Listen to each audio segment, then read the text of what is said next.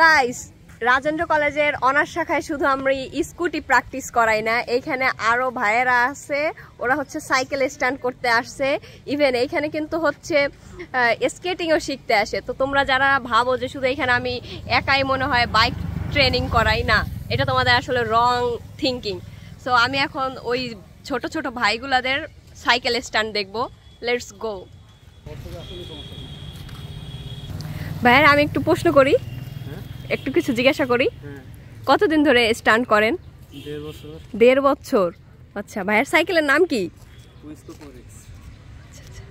আপনি মানে স্টান্ট করা মূলত মানে শখের বয়সে নাকি হচ্ছে কোনো মানে কম্পিটিশনে যাওয়ার জন্য? শখই আছে, আপাতত শখ।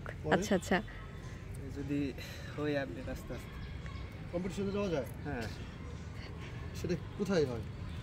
বিভিন্ন জায়গায়। আগের বার রাজশাহীতে হয়েছিল। Cycle stand. হ্যাঁ, ওই পর্যায়ে যাওয়ার আগে কি করা লাগবে? আরও স্কিল ওঠা লাগবে। সেটা কীরকম? আরও এখন প্রাইস কত আছে ওদের? ওরকম 60।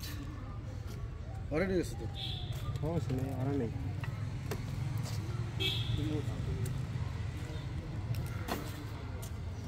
সো গাইস, দেখছেন সাইকেল স্ট্যান্ড করতেছে কত অল্প বয়সেই। সো এরকম প্রতিটা ছেলেরই হচ্ছে প্রতিভা থাকা দরকার।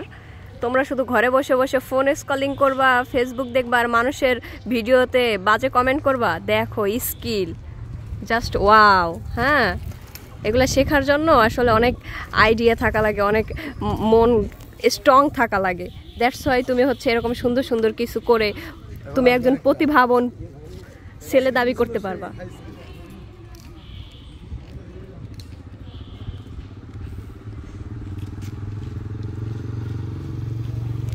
অনেক মেধাবী ছেলে, বোঝাই যাইতেছে। সেই মেধা, ওরে বাবা। ওই এর আগেরটা ছিল সেরকম। আসলে এগুলো ঈশ্বরের ছাড়লে বিশাল উপরে ছিল। তো ওই সারা হচ্ছে নাকি